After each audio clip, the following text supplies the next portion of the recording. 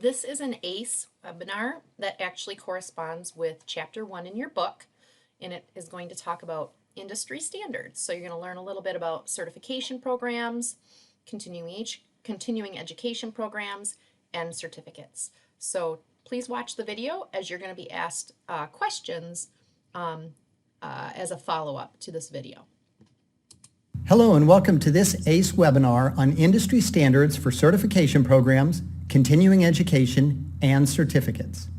My name is Todd Galati, and I am the Senior Director of Allied Health and Exercise Science at the American Council on Exercise. As we get started, I want to first clear up or at least talk about some terms of confusion. These terms are listed here and they include certification, continuing education, certificates, specialty certifications, accreditation, and regulation.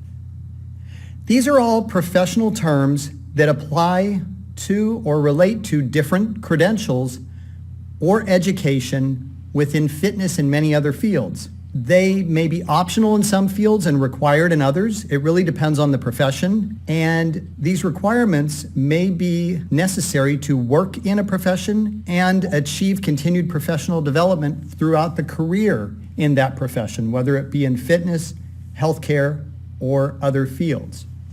The goal of this webinar is to hopefully bring some clarity to you about these different terms and how they apply to you throughout your career in fitness or in other fields, because you may be working in another field and also looking to teach group fitness as a part-time or full-time endeavor.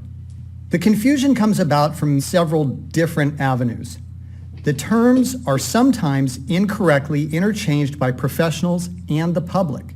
For example, sometimes people will complete continuing education and they will be awarded a piece of paper that says they've earned a certification.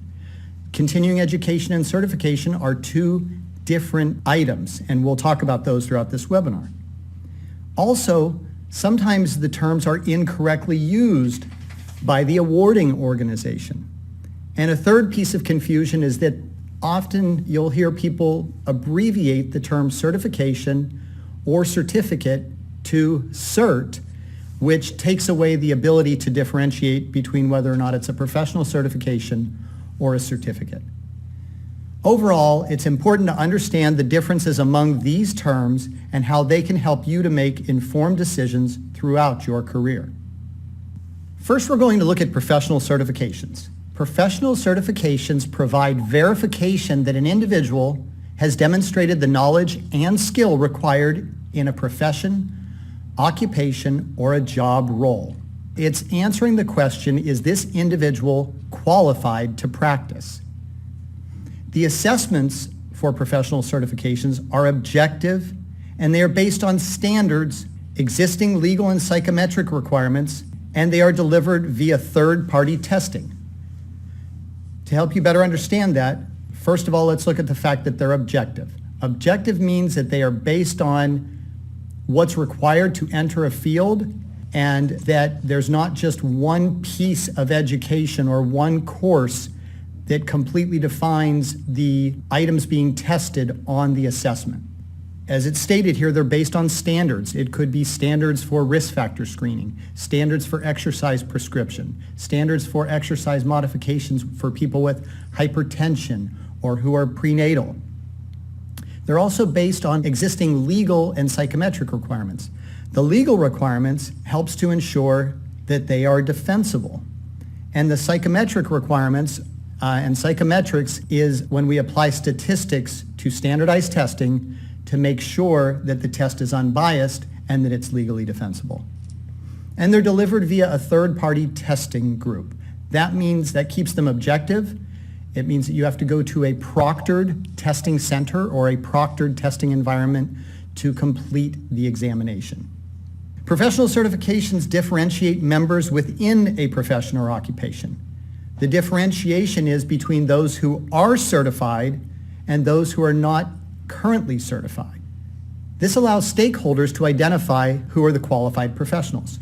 Stakeholders in this case would be the public who receive the services of the qualified professional or the certified professional, the employers who hire the certified professional, people that might refer to the certified professional, either people who are in adjunct fields or healthcare professionals that refer. And in situations where there's licensure and insurance payment, the payers in those cases, the insurance providers. Professional certifications are time limited, and they are granted by non-governmental entities. Time limited means that they have an expiration date and that the individual must meet certain requirements to maintain their certification by staying current in the field. ACE certifications, for example, expire after 2 years, and during that 2-year period, there are requirements that an ACE certified professional must meet in order to recertify. Now we're going to look at the certification hierarchy, and we'll look at 3 specific steps in the certification hierarchy. We're going to expand on the professional certification discussion here because professional certifications are the most robust professional credential in the certification hierarchy. They have assessments that are objective. We've already talked about this. They're unbiased and they're competency-based. Competency-based means they are assessing whether or not an individual is competent to enter the job role or the profession. They're built based on the critical tasks required in the job role. You might ask, well, how do people come up with the critical tasks? Well, professional certification programs hold meetings roughly every 4 to 7 years that are called either a job task analysis meeting or a role delineation study. And at these meetings, they pull together a panel of experts. That panel of experts looks at the specific certification program today and in the future and identifies what are the critical tasks that a professional in this role performs on a regular basis. And by critical, it means that they're performing them often, and or if they perform them incorrectly, significant harm can come either to the people that they're working with or to themselves. And the harm can be physical, emotional, financial, psychological, etc. Professional certifications are built on multiple performance domains and skill sets. This means they're not just looking at one item, they're looking at the complete job role. Professional certifications follow the same or similar processes as licensure exams, and often they serve as licensure exams. Licensure exams, typically, if it's a pure licensure exam, it will be developed at the state level and administered at the state level. There are many industries where a national certification exam, such as the exams for registered dietitians, occupational therapists, and certified athletic trainers, is the competency-based assessment that is used to determine if somebody qualifies for a licensure in that state. Professional certifications are also independent from specific education programs. This means that while the organization might offer study programs to help you prepare for the certification, as ACE does with our certification programs, they are not required. And the assessment or the certification exam is independent from those educational programs, and it's offered as a standalone assessment of whether or not an individual is qualified to practice. Examples of professional certifications include the ACE Group Fitness Instructor Certification and the certification for registered dietitians and registered dietitian nutritionists. The next category within the certification hierarchy is for specialist certifications. With specialist certifications, you have assessments of performance that may be subjective or objective. They focus typically on a single subject or a single domain. For example, they might focus on sports conditioning or fitness nutrition, and they have a heightened focus in that particular area. They are often linked directly to one educational course or program. And these are referred to in the certification industry, certification and licensure industry, as certificate programs. Those with a robust assessment at the end of them are termed assessment-based certificate programs. Examples of specialist certifications include an ACE Group Fitness Instructor completing a senior fitness specialty certification, or a registered dietitian completing a behavior change specialty certification. Modality certifications are the third category within the certification hierarchy. Modality certifications are awarded for participation and or subjective evaluation. They're often tied to a workshop. This could be a one-day workshop. It may be a standalone workshop. It may be tied to a conference as a pre-conference session. They focus often on specific formats, brands, or equipment. For example, it could focus on certification to teach boot camps or certification to teach a specific brand of group fitness or certification on a specific piece of equipment and using that to teach, such as an indoor cycling bike. Generally, modality certifications award you not only skill to teach a specific format, brand, or equipment, but they also usually award continuing education hours. These are key for professional development and also for recertification of your professional certification. At the end of modality-specific certifications, you'll generally receive a certificate of completion. Examples of modality certifications include an ACE group fitness instructor attending a dance-based group fitness training, or an ACE group fitness instructor attending an equipment-specific group fitness training, or attending a brand-specific group fitness training. Another example is a registered dietitian attending a pre-conference workshop focused on behavior change or motivational interviewing. Now let's look at accreditation. Accreditation is another word that's often misused, and different types of accreditations are often misunderstood. We're going to look at two really critical types of program accreditation. There's educational program accreditation and certification program accreditation, and both are very important. They both validate program quality, but the quality and the types of programs they're looking at are distinctly different. And it's important to know the difference because these will both play a part in your career and in the careers of many people throughout healthcare, fitness, and many other fields. Educational program accreditation ensures that an educational program meets defined standards of excellence for best practices in education. There are educational program accreditations for actually the educational program, and then also there are educational institution accreditations. When looking for a school to earn a degree or to complete an education, it's good to look for a school that is an accredited educational institution offering accredited educational programs. Certification program accreditation looks at something completely different. Only certification programs that are independent of education will earn accreditation as certification programs. It's showing that they are a professional certification program that meets the standards of excellence for best practices in determining whether or not individuals meet the requirements to perform a specific job.